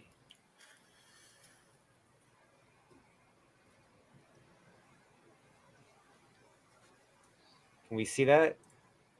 Ooh. Oh, yeah. Oh, yeah. Hey Brian, I have a question. Yes. Is this you over here in the Yeah, it background? is. Yeah, it is. That's Six-Man Gorilla. Yep. This is the sketch that the layout that that Preston exit only Acevedo did for. Looks a bit more anthropomorphic than apish. Am I right? Did Yeah, you well, tweak it a bit. This is It's a modeled by Eddie. this is a satire cover. Oh, This okay, is a got it. satire cover. He I asked him like what he wanted to do. We were batting around different ideas for what the cover of issue number 8 of Six Gun Gorilla was going to look like, and I was like, well, what do you really want to do? Right? Because of course, if your artist is passionate about what they're doing, that passion is going to come across in the finished product. And he said like he wanted to do the satire cover based on the single album cover for Iron Maiden, somewhere in time. Does he have an 8 on his belt because of the 848? I'm not sure about the 8. Like a wing to the Quentin Tarantino movie. I don't think so. I got to ask him about that. I know that there's going to be a lot of Easter eggs. You can see sitting in the background right there, like right below his elbow, is Patches from Is that Wagner? Rockabilly Road Trip. Where? Is right that there, Wenger yeah. on the under left? under his Yeah, elbow. right here. Yeah, right there. Oh, nice. Yeah. Yeah. So he's gonna put a lot of like CG references. And then there's you. Yeah, him bastard reminded me that I'm fucking bald. I didn't recognize you right away. You didn't have that little beard. I know. And I got a stash here too, with the beard, but it's very light. It's almost blonde, so it looks like I just. But have he was drawing your gorilla style, like there's a beard but no mustache, gorilla style. Also, it's when I had longer hair, but it's all good. Preston's friggin' amazing, incredible artist, awesome dude. Just absolutely thrilled to be working with him. Yeah, he's incredible. Yep. This is gonna look insane when it's colored. Yeah, it is. Oh, it's not going to be colored. This is like It's just not? the sketch. Yeah. This is just this isn't the finished work here. This is going to be a canvas. He's going to paint this. Oh, damn. Okay. Yeah. So like the Peregrine cover. Yeah, and exactly. And this was also him answering a challenge of sorts. I'm not going to go into details, but it may be revealed in the Easter eggs, possibly. Well, All right. I'll say one thing. That cover is metal. Very metal. Yeah. Oh man. And yeah, the fact that he's going to be illustrating Six Gun Gorilla issue 8, Cemetery Without Crosses, incredibly thrilled and honored to be working with him. So much freaking talent in CG. It's unbelievable. Yeah. I'm bringing up the album cover that it was influenced by here. I can get to it. Yeah, then people might get the reference. At first, when I saw this, it freaked me out a little bit because I didn't know that he was going to be that literal. I thought he was going to that it was going to be like an Old West saloon, and it wasn't going to have that science fiction element. Mm-hmm. And I was thinking, oh crap, people are going to look at this and they're going to think that it's a science fiction comic. I keep saying it's somewhere in time, but it's Stranger in Strange Land. But, oh, I'm sorry. Yeah. Sorry, yeah, it's Stranger in a Strange Land. Oh, damn. Okay. Yeah. See what I meant by metal? Yep. Very metal. Yeah. Borderline iron. All right. Yep. Great album too. Yeah. Yeah, fantastic. And but then I calmed down and I was just like, dude, if people are buying issue number 8 of Six Gun Gorilla, they know it's not a science fiction comic. So just mellow out and let Homeboy do his thing. Sure. It's gonna look fantastic. Undoubtedly. Yeah. Yeah. So the gorilla is immortal and he'll still be alive in the future. Got it. Hey, you never know. I know. I've got all kinds of secrets about him, and that aren't revealed in the first 10 issue arc. So it's gonna be Six Gun Gorilla the X. gorilla's and he's skinned in the future because obviously this is all muscle tissue and all that. If it's gonna be like Well, I don't know if you guys remember when they canceled the Jonah Hex series, and they had him like vanish, and he suddenly appears like somewhere like in the far-flung future, and it was like a new series called Hex, and it looked actually kind of like this. So yeah, you never know. Six Gun could go through a time warp. Oh, you sneaky monkey.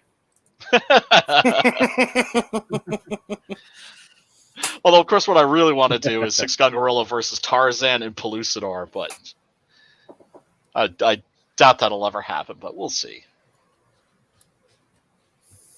To Sim's point, the belt actually stands for Prime 8. No! Primate, get it? Yeah. Right over my head. Yeah, because there's no belt on Eddie. Right. No.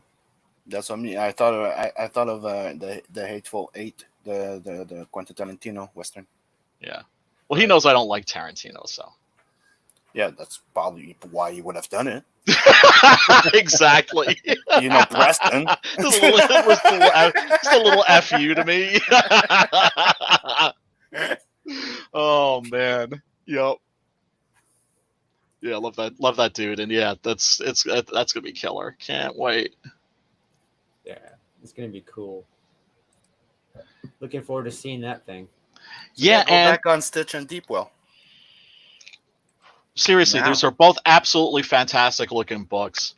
So one children book and one not for kid book. Yeah, exactly. One definitely not for kids book. So go get one for your kid, and at the same time spoil yourself. Right. There it is, Simon. There it is. Boom. Yep. Definitely. Yeah. These All are right, like. well, we've been going an hour and 43 minutes. So what else can we fucking dick off on?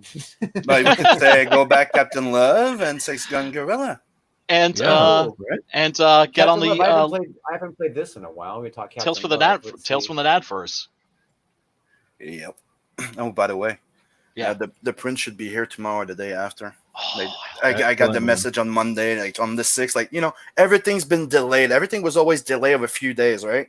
So they go, it'll be ready on the 6th. I'm like, okay, they'll be delayed. So I'll get them Friday or something. Right. Like on the 6th morning. Ready? What?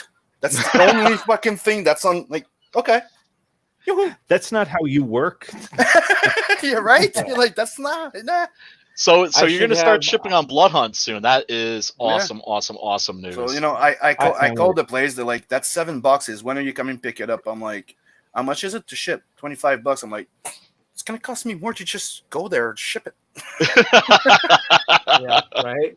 Mhm. Yeah, I in the middle of the month, around the 18th, I should have all the shippables here.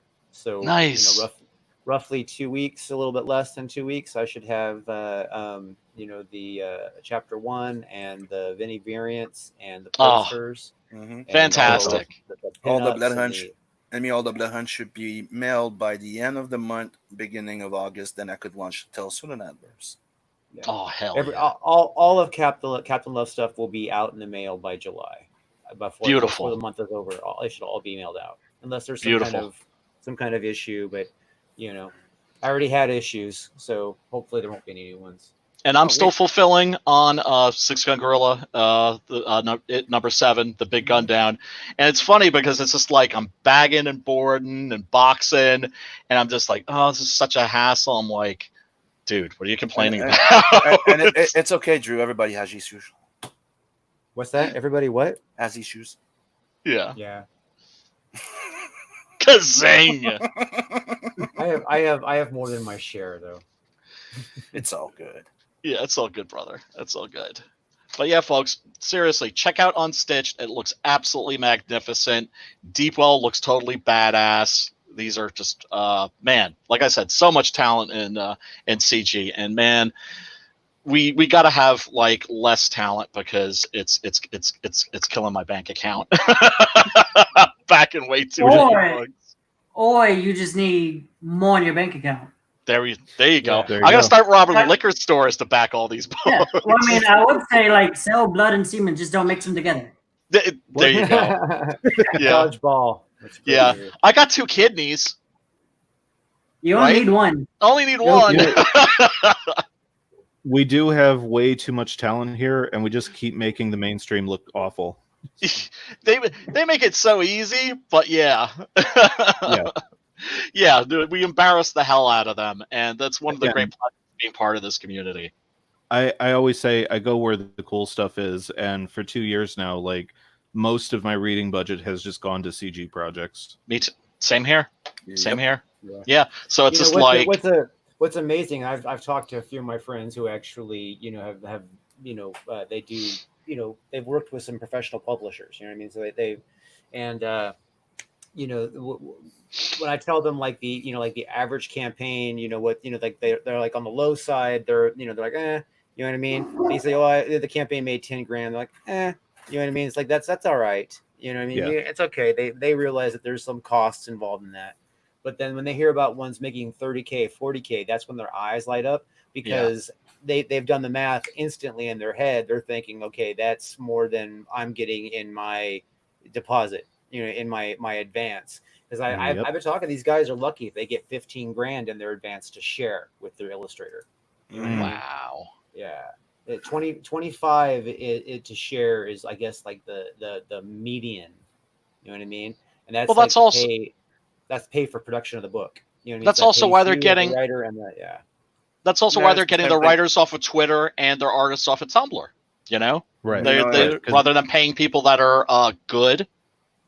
That's pretty much And the talented. same what they do in Europe, like for European Right. books. And it's also a cheap and easy way to make it look like they're more profitable than they actually are. It's like, no, they're not as profitable. They're just paying their talent less. Exactly. right. And then Yeah, of see, course you get money after the sales start to have a profit revenue. Then you get your royalty checks. You know what I mean? Right. But the thing is, if you got to read that contract carefully, because if you don't make enough to cover your advance, you got to pay back the difference. Oh man, that's brutal. And then of course they blame us for not reading because nobody's reading their crappy comics. Right. Because you're a bigot. Yeah, exactly. I'm not woke enough to read Squirrel Girl. Right. Who? I'm on a cat food can diet because you won't buy my comic. but we're making comics that people want to read, and that's the thing, man. CG, all of the books you can see from looking at Unstitched, you can see from looking at Deepwell. These are passion projects. Nobody's phoning anything in. And if these were on the shelves in bookstores next to the other stuff, these would sell probably better than Hell the yeah. stuff that's selling. And mine will be. Oh, really? One person has bought the retail bundle. Well, that's so right. at least one person. Yep. Yeah, that is a brilliant concept. I'm very, very curious to see how that works out. That's one of the things I love about CG2 is seeing people doing stuff that's new. And maybe it'll work, maybe it won't, but it's great to see people like you who are brave enough to test those waters. Plus, I mean, the way I look at it is, all right, because I'm doing buyback, that's full returnability with discounts. And I was kind of inspired by like Peter Smith because I know Alterna did full returnability. That shows confidence. Like, yo, Yeah, I believe my comic will sell. But if it doesn't, what do you got to lose? Exactly. Brilliant. Yeah, I think that's going to work beautifully for you. I certainly hope so. Yeah, as long as the buyback doesn't include shipping, because that could sting. Yeah. Right. Yeah, it could. Well, that's why I kept it to U.S. only. Yeah. There you go. Yep. Because I'm not trying to be like, here's Europe. Ooh, let me buy that back from Europe. Oh, right. Or New Zealand, or Japan, or Australia. Singapore is the most expensive place to ship right now. Really? So. Is it? Mm-hmm. For the U.S., yeah, they have a little bit of a markup on their shipping costs. I don't think I've ever shipped a book to Singapore. It's not that much more. It's like I'm about to find out. Oh, really? I don't think it's more from Canada. I think it's more from the U.S. Mm-hmm. But we'll compare notes. Yeah, absolutely. It might even be cheaper to ship it from Canada. You should compare anything that's part of the Commonwealth. Yes. Yeah. Like it's less expensive to send something to the UK for me than to you. And it's fucking stupid because that wasn't like that before 9/11. Before that, it was just, hey, what? It's going to the state? Yeah, extra stamp. Yep. Wow. Yep. Mm-hmm. It was simple as hell, dude. Yep. Well, that was ye olden days. Mm-hmm. Ye olden days. All right. Well, we're doing good. It's an hour and 52 minutes. We got a pretty full show here. Any last things you want to say about Unstitched? Yeah, get it. Yeah. If you like DreamWorks, Rise of the Guardians, Pixar's Toy Story, Coraline, this is for you. It's all blended up. It's full of action. It's full of adventure. It's full of heart, passion. We got, some silly moments because it's for kids, but we also got our deep, dark moments. If you're just a fan of just classic, dark, gritty animation movies like Don Bluth and stuff, get this. It's right up your alley. Hell yeah. And Mike, you want to do a last pitch for Deepwell? Yeah, sure, man. So in addition to everything that I've already said about the book, I want everyone to feel the way I felt checking out all those classic Westerns and pseudo-modern Westerns. So even if you think that you're not a fan of the genre, I hope that you'll give this a chance. I think you'll find that it's more of a adventure/vigilante story than you were at first thinking. And now that we've hit our goal, we're going to be focusing on stretch goals. So first up is at 8K, you'll be getting a sticker of the Grey Devil done by 6 AM Comics. Oh, hell yeah. Nice. By Mr. Mark Marianelli. You got ringers. You got ringers on your campaign, man. Seriously. Yeah, it's going to turn into the master sticker, man. Yep. Yeah, he is. Mr. MC Mark Marianelli eats them up like spaghetti. Don't get started, man. I won't. Because all right. So Sim, you want to do a pitch for Nat? No, not really. Okay. I'll say one thing though. Gotta back them all. CG books. Yeah, you do. It's a special for him with his child book. And then go get yourself a copy of Six Gun Gorilla. It's a great read. If you haven't read the first 6 chapters, it's compressed together in a graphic novel on the campaign with number 7. get them both. I've read the first 6 chapters in the compressed graphic novel. I swear it is a good read. It really, Thanks, really dude. is. Thanks, dude. So, and so I is haven't read- Captain I haven't- Love. I haven't read chapter 7 yet. It's on my list to do, but I got a swamp load get a of room. fucking CG I know, me books too. all at the same time, dude. Simon, what's wrong with us like stroking each other a little bit? Here, want me to like reach over and like tickle your balls Like, for a work second? that shaft. Oh Christ! Alrighty then, and so I'm going to wrap it up with something I haven't played in a while. And so everybody, thank you for coming, and we will talk to you later, guys. If you don't want to split, we will talk in backstage. So, but until.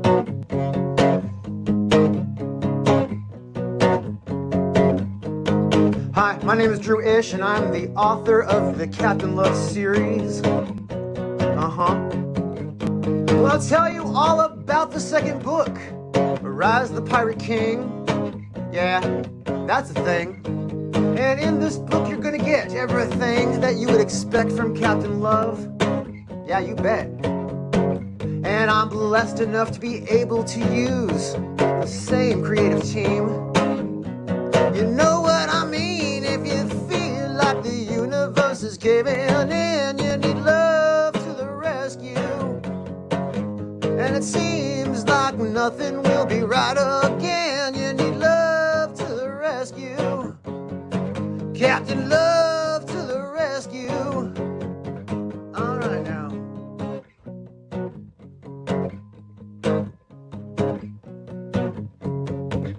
Now, Captain Love is a space trucker and a former war hero. There is even a legend that he may be immortal. He is accompanied by Spade, who's a living AI. Yes, I said immortal. As in, he cannot die. And if it feels like the universe is caving in, you need love to the rescue.